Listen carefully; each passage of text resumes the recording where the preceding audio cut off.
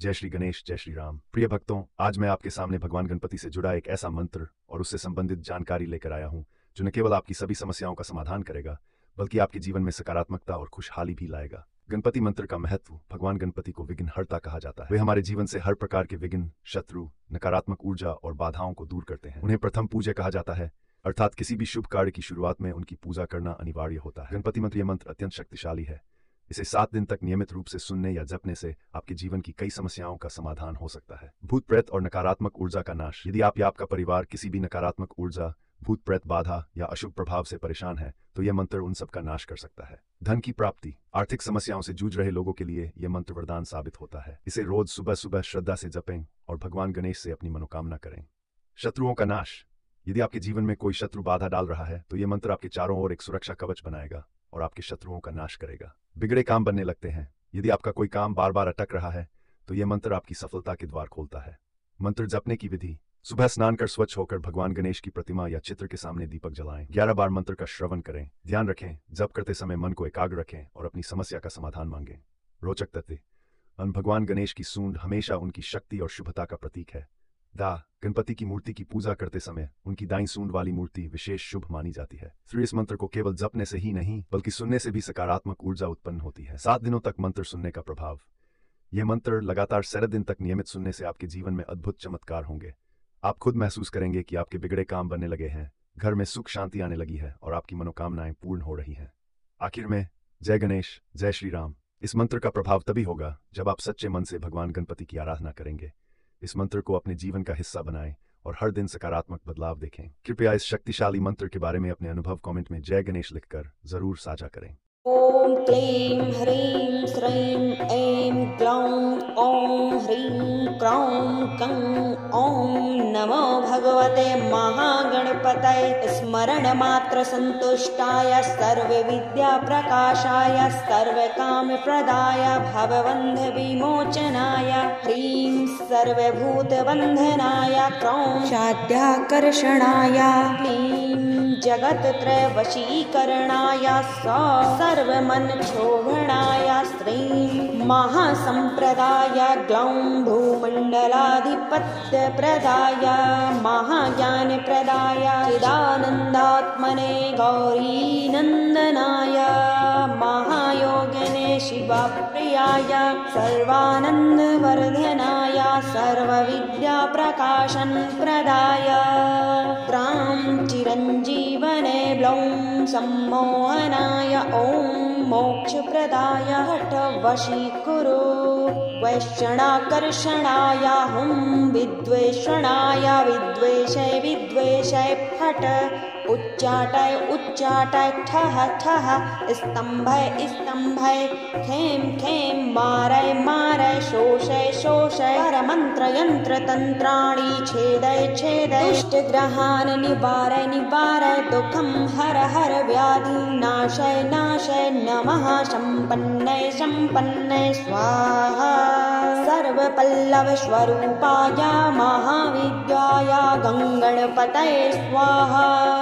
जन्मन्त्रे चितलाञ्छितभवनघं मृत्युश्च वज्रशीर्षो भूतप्रेतपिशाचकः प्रतिहता निर्घाता तादिवः उत्पन्नं च समस्तदुःखं दुरितम् उच्चाटनोत्पादकं वन्देभीष्टगणाधिपम् भयहरं विघ्नौघनाशं परं गङ्गणपतये नमः।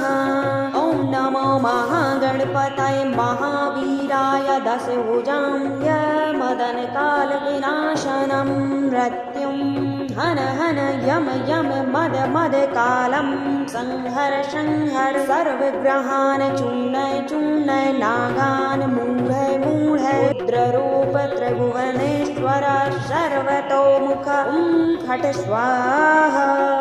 ॐ नमो गणपतये श्वेतार्कगणपतये श्वेतार्कमूलनिवासये वासुदेव प्रियाय दक्ष प्रजापति रक्षकाय सूर्यवरदाय कुमार गुरवे ब्रह्मादिसुरावन्दिताय सर्पभूषणाय शशंखशेखाय सर्पमाला अलङ्कृतदेहाय धर्मध्वजाय धर्मवाहनाय त्राहि त्राहि देहि देहि अवतर अवतर गङ्गणपतये वक्रतुण्ड गणपतये वरवरद सर्वपुरुष शङ्कर सर्वदुष्ट मृगवंशकर सर्वस्ववंशकर वशे कुरु सर्वदोषां बन्धय बन्धय सर्वव्याधीन निकृन्तय सर्वविषाणि संहर संहर सर्वदारिद्र्यं मोचय मोचय सर्वविघ्नान् छिन्धि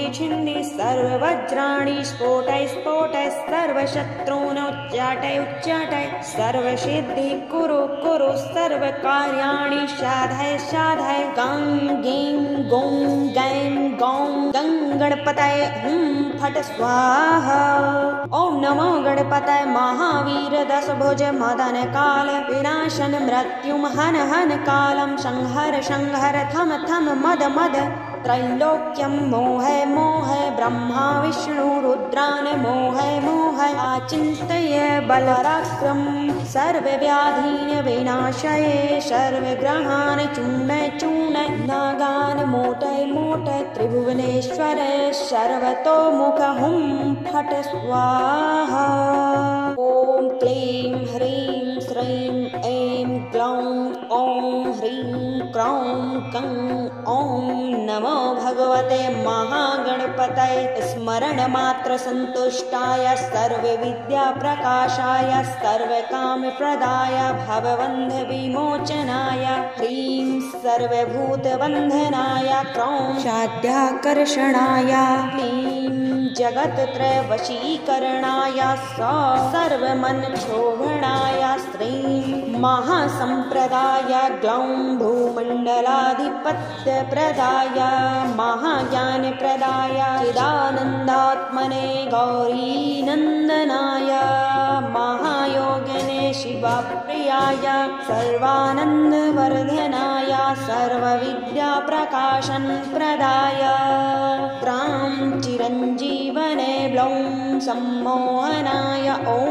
मोक्षप्रदाय हठ वशीकुरु वैष्णाकर्षणाय हुं विद्वेषणाय विद्वेषय फट उच्चाटय ठः स्तम्भय खेम मारय शोषय परमन्त्रयन्त्रतन्त्राणि छेदय दुष्टग्रहान् निवारय दुःखं हर व्याधि नाशय नमः सम्पन्नय स्वाहा।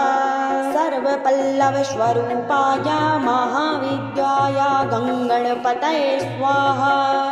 यन्मन्त्रे चितलाञ्छितभमनघं मृत्युश्च वज्रशीर्षो भूतप्रेतपिशाचकः प्रतिहता निर्घाता तादिवः उत्पन्नं च समस्तदुःखं दुरितम् उच्चाटनोत्पादकं वन्देभीष्टगणाधिपम् भयहरं विघ्नौघनाशं परं गङ्गणपतये नमः।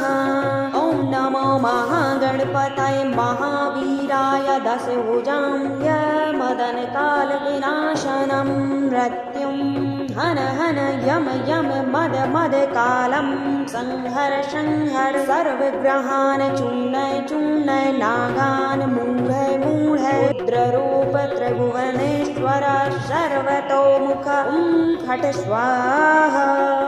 ॐ नमो गणपतये श्वेतार्कगणपतये श्वेतार्कमूलनिवासये वासुदेव प्रियाय दक्ष प्रजापति रक्षकाय सूर्यवरदाय कुमार गुरवे ब्रह्मादितुलावन्दिताय सर्पभूषणाय शशंखशेखाय सर्पमाला अलङ्कृतदेहाय धर्मध्वजाय धर्मवाहनाय त्राहि देहि देहि अवतर गङ्गणपतये वक्रतुण्ड गणपतये वरवरद सर्वपुरुष शङ्कर सर्वदुष्ट मृगवंशकर सर्वस्ववंशकर वशे कुरु सर्वदोषां बन्धय सर्वव्याधीन निकृन्तय निकृन्तय सर्वविषाणि संहर संहर सर्वदारिद्र्यं मोचय मोचय सर्वविघ्नान् छिन्दि छिन्दि सर्ववज्राणि स्फोटय स्फोटय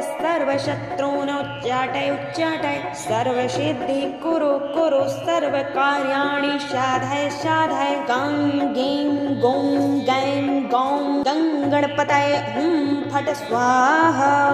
ॐ नमो गणपतये महावीर दशभुज मदन काल विनाशन मृत्युम हन हन कालं संहर संहर थम थम मद मद त्रैलोक्यं मोहय मोहय ब्रह्मा विष्णु रुद्रान् मोहय मोहय आचिन्तय बलराक्रम सर्वव्याधीन् विनाशय सर्वग्रहान् चूर्णय चूर्णय नागान् मोटय मोटय त्रिभुवनेश्वर सर्वतोमुख हुं फट् स्वाहा।